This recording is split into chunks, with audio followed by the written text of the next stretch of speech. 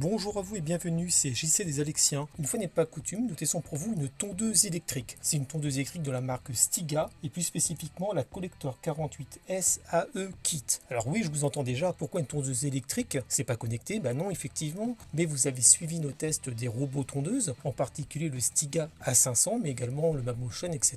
Et vous savez qu'un robot tondeuse ne peut pas non plus passer partout et qu'il y a des zones où effectivement il ne va pas avoir accès sur certaines bordures, des zones un peu trop pentues ou un peu trop accidenté par exemple. C'est un peu comme les robots aspirateurs et c'est pour ça que nous vous présentons régulièrement des aspirateurs balais qui ne sont pas connectés, qui sont de bons suppléments aux aspirateurs robots. Et bien il en est pareil avec les tondeuses électriques parce que au final on a une petite fibre écolo qui sont de bons compléments à des robots tondeuses. Et celle-ci est disponible à partir de 499 € hors promotion. Et donc on va voir ensemble pour ce prix-là ce qu'elle permet de faire parce que pour ce prix-là on est quand même dans une gamme assez qualitative.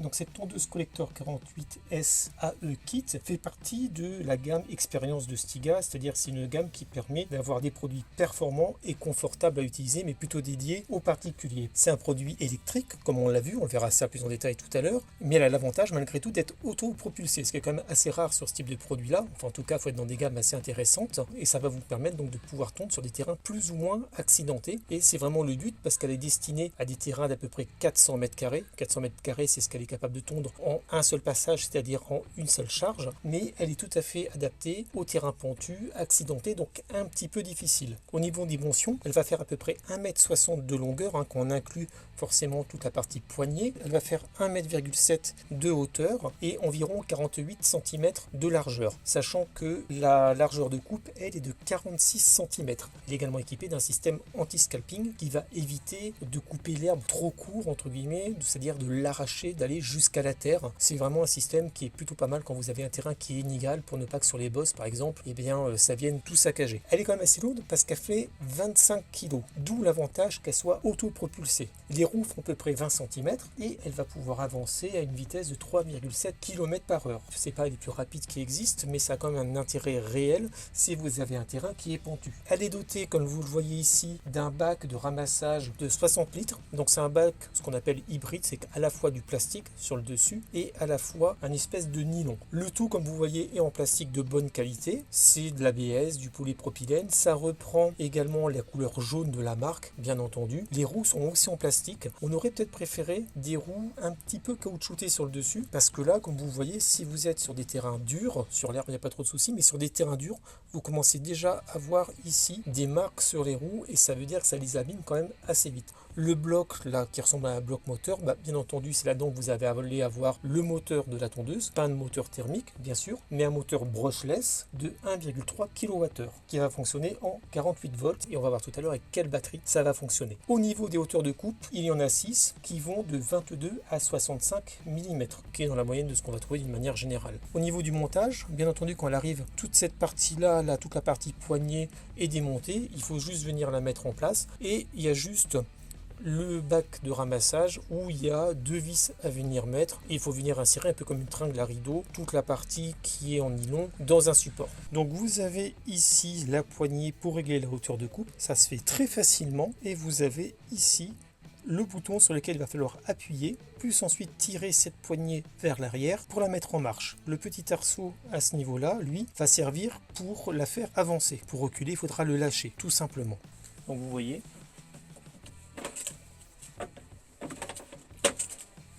quand je vous dis qu'il est très simple de faire varier la hauteur, c'est vraiment très simple. Au niveau de la sécurité, bien entendu, quand vous allez utiliser la tondeuse, si vous lâchez la poignée qu'on a vue tout à l'heure, elle va s'arrêter. Mais si vous avez besoin d'intervenir sur les lames, pour plus de sécurité, vous avez ici une clé de sécurité. Hop, vous l'enlevez, tout simplement. Et là, il n'y a plus du tout de contact qui va se faire. Et donc, vous pourrez intervenir sur les lames pour les changer ou pour faire ce que vous voulez. Et vous la remettez pour pouvoir la remettre en marche. Vous voyez ici 2 compartiments pour les batteries. Alors, si vous êtes attentif, vous voyez que les broches, il n'y en a que là, il n'y en a pas là. donc elle ne va fonctionner qu'avec une seule batterie. Alors moi là en tant que consommateur, je suis un petit peu dubitatif parce que c'est vrai que j'ai l'impression là en voyant ça d'avoir une tondeuse qui a été un petit peu bridée. C'est-à-dire qu'elle pourrait fonctionner avec deux batteries, donc avoir une autonomie plus importante, peut-être plus de puissance, je ne sais pas, c'est pas possible. Alors que ça aurait pu être une option par exemple de la livrer qu'avec une seule batterie, ce qui est le cas, mais potentiellement si on veut on en achète une seconde. Là j'ai l'impression d'avoir acheté une voiture dans laquelle j'ai un gros moteur, mais on m'a mis un système pour pouvoir le brider et pas l'utiliser à fond. C'est un peu l'impression que j'ai. Après je comprends la marque, ça veut dire que quels que soient les modèles, le bloc sera plus ou moins le même et donc à partir de là, ça permet de baisser le coût de production. Et la batterie qui va dedans, vous voyez, c'est quand même un beau bébé parce que c'est une batterie comme ça. Voilà. Donc là, on a une sécurité. Ça vient appuyer dessus quand vous la mettez, ça s'enclenche et ça se met en place tout simplement. Voilà. Là, vous pouvez voir si elle est chargée ou pas chargée. C'est une batterie Stiga ePower 48 volts E450 de 5 ampères et on a également un chargeur qui est inclus. On le verra tout à l'heure. Mine de rien, pour recharger la batterie, il faut un petit peu de temps. Il faut compter à peu près 1h40 et grâce à ça va permettre de tourner 400 mètres carrés, mais ça va durer à peu près que 20 à 25 minutes. C'est peu, c'est pour ça qu'avoir la possibilité de mettre deux batteries aurait été quand même plutôt pas mal. Mais pourquoi est-ce que c'est si peu que ça? C'est parce que vous avez le système d'autopropulsion qui pour le coup va également utiliser de l'énergie. Et pour le charger, on a donc ce chargeur là. Alors attention, il faut bien mettre la batterie et que ça force un peu, sinon ça va pas se mettre en marche. Vous allez avoir une LED ici pour vous donner l'état de charge et vous pouvez également voir ici avec les LED qu'il y a là si ça se charge comme il faut. Par contre attention, comme c'est une grosse batterie, il fait du bruit, il y a un ventilo en fait et ça monte à peu près à 53 décibels lors de la charge. Il faut compter à peu près 1h40 pour une charge complète. Pour enlever le bac, c'est très simple bien entendu.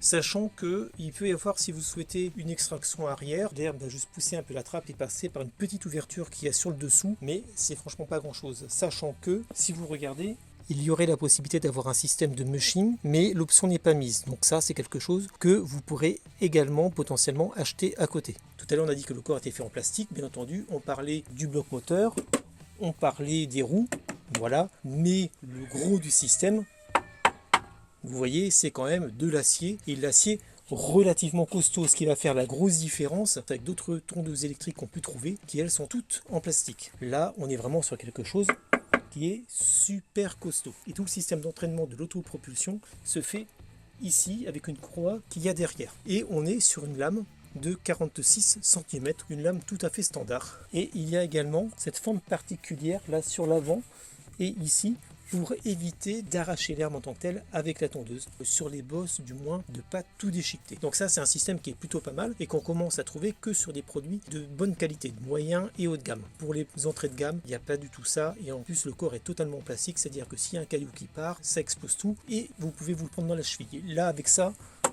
vous pouvez toujours y aller, avec un acier comme ça relativement épais, ça limite quand même beaucoup le risque. Et l'autre question c'est, est-ce qu'elle fait du bruit? Eh bien écoutez, on va regarder ça tout de suite.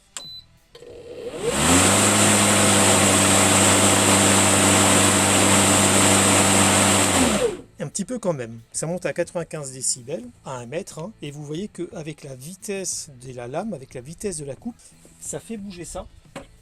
Et donc l'herbe peut effectivement passer par l'arrière, même si c'est pas la méthode la plus adaptée on va dire. Donc maintenant il n'y a plus qu'à faire des tests, mais en tout cas cette prise en main est plutôt pas mal parce qu'on a vraiment un produit qui est relativement qualitatif. Donc effectivement elle est assez large et on existe des modèles un peu moins larges si vous avez un terrain qui est un peu plus petit ou si c'est vraiment pour fignoler. Là l'avantage c'est qu'elle peut servir à la fois tondre si vous êtes pressé et si vous voulez aller plus vite que le robot tondeuse, soit finaliser, soit vraiment faire une zone du jardin où il ne peut pas du tout passer. On va essayer de la tester donc sur des pentes, des obstacles, mais aussi sur du plat, voir ce que ça donne et si elle est vraiment aussi polyvalente que ce qu'ils disent. On va regarder déjà le système d'autopropulsion, voir s'il fonctionne bien et s'il y a besoin ou pas effectivement de pousser la tondeuse ou si entre guillemets on se laisse aller avec elle.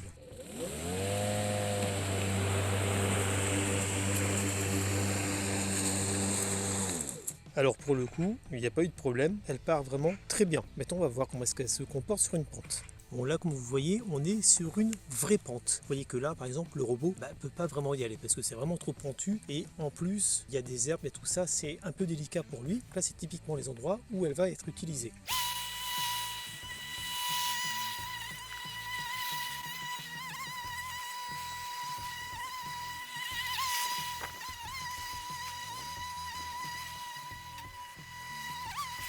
Bon bah ça se fait plutôt pas mal du tout. On peut même, si on veut, essayer sur quelque chose d'encore plus pentu.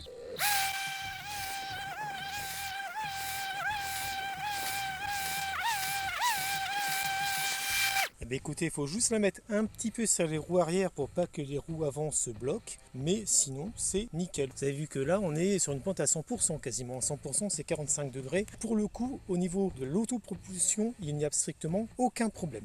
Là maintenant je voudrais voir si j'arrive à tondre sur quelque chose comme ça, c'est-à-dire on est vraiment sur une rupture de niveau, ça monte d'un côté, ça fait un petit creux et ensuite c'est plat avec le chemin. Donc je vais voir comment est-ce qu'elle s'en sort parce que ça c'est typiquement les endroits où c'est assez difficile de tondre.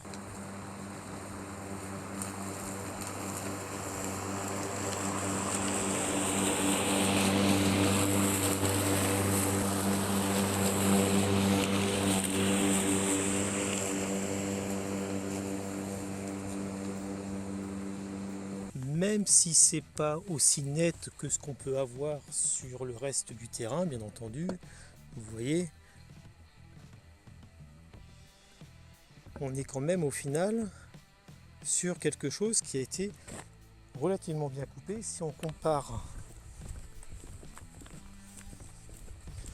à ce qu'il y a ici, voilà, qui est pour le coup beaucoup plus haut. Donc, qu'on le prenne dans un sens ou dans l'autre, c'est-à-dire dans le sens de l'herbe ou pas, ça fonctionne très bien. Même si je trouve que le système anti-scalping qui est mis en avant, je me demande si vraiment il est réellement présent sur cette version-là, parce qu'il y a quand même certains endroits où si vous vous mettez au plus bas de la hauteur, ça accroche quand même pas mal, hein, comme vous avez ici, par exemple. Voilà, donc ça, c'est typiquement ce qui ne devrait pas se faire, mais on est là encore sur un terrain qui est relativement particulier. Sur un terrain plat, ça fonctionnera peut-être beaucoup mieux. Et si on se faisait un trou de golf ?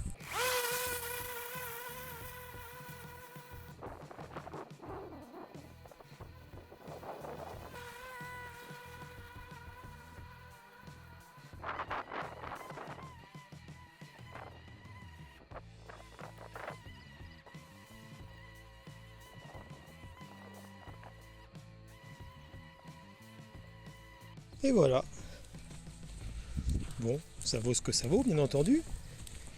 Mais comme vous pouvez voir, déjà, on est sur un champ, on n'est pas sur un terrain qui est égalisé. Donc il s'en est quand même pas mal sorti. J'ai fait 3 hauteurs de coupe différentes.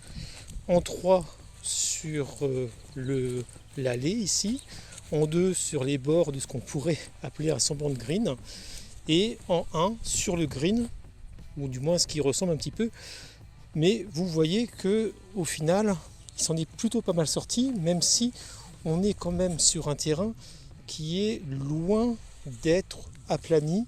Il y a des bosses, ça a un petit peu accroché à certains endroits parce qu'en fait il y a vraiment des taupinières ou des choses comme ça. Mais c'est plutôt sympa.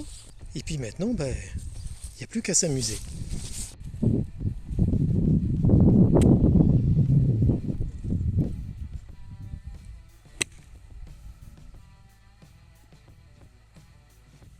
Pas mal.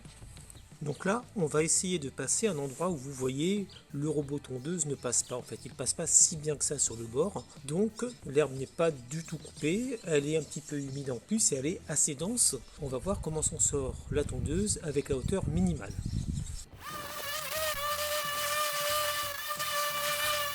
Donc sur le principe, ça ne lui pose aucun problème. On a toujours quand même ce petit souci du scalping qui vient se faire.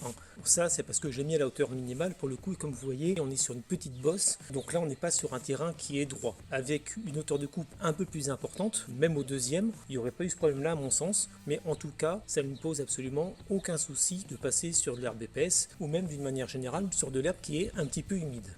On va voir comment se sort la tondeuse d'herbe relativement épaisse. Et il y a eu un petit peu de rosée ce matin. Et là, donc on va voir si le moteur est assez puissant ou pas pour pouvoir bien tondre.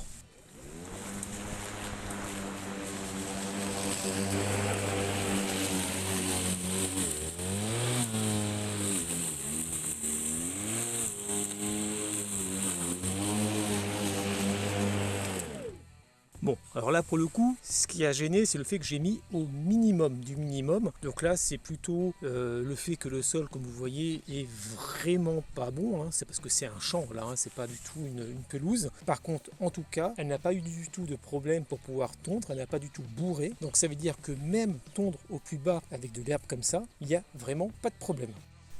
Voilà, donc vous voyez, grâce à la tondeuse, j'ai pu passer sur les zones d'exclusion que le robot ne tondait pas forcément bien au niveau des tours, on va dire. Et j'en ai même profité pour passer à certains endroits sur du plat. Parce que effectivement, j'ai fait beaucoup de tests sur des zones un peu compliquées. Mais il s'avère que même sur le plat, il fonctionne très bien. Et il fonctionne même mieux. Parce que là, pour le coup, il n'y a pas de risque qu'ils viennent scalper l'herbe comme on peut avoir sur des zones vraiment complexes, qu'on est vraiment sur un terrain qui n'a pas de problème particulier, des zones plates par exemple comme ici.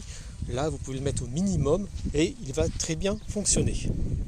Donc ça fait plusieurs jours que nous testons cette tondeuse manuelle électrique et ça permet de voir déjà les avantages et les inconvénients qu'elle peut avoir. Mais vous avez vu que d'une manière générale, elle se sort vraiment très bien de toutes les situations, des côtes relativement pentues, de l'herbe relativement haute, mais également un terrain comme vous avez vu là, qui est quand même assez accidenté avec des trous, des choses comme ça. Et il y a des choses que effectivement vous n'avez pas pu voir parce que ça se fait au fur et à mesure de la tonte, mais ça va être par exemple tout le système d'alerte en cas de sac de remplissage qui est plein. Donc là vous allez avoir un bip et la tondeuse va s'arrêter. En fait ce qui se passe c'est que quand le sac est plein, ça va venir bourrer au niveau de la lame, ça va forcer, donc vous avez un bip pour vous prévenir et donc là ça veut dire qu'il faut regarder dans le sac ce qui se passe. Si ça le fait alors que le sac n'est pas plein, c'est qu'il y a quelque chose dessous qui gêne la lame. Les autres systèmes que vous avez également d'alerte, c'est l'alerte de batterie basse où vous allez avoir un bip à peu près quand ça arrive au milieu de la batterie et ensuite à la fin, là il y a un bip et vous avez que quelques secondes qui restent. L'avantage par contre c'est qu'elle ne va pas perdre en puissance. Elle va continuer à fonctionner exactement pareil, à la même puissance, à la même vitesse de rotation des lames, ce qui fait qu'au niveau de l'autonomie on est bien comme c'est annoncé à peu près à 20-25 minutes. Ça va dépendre si vous utilisez beaucoup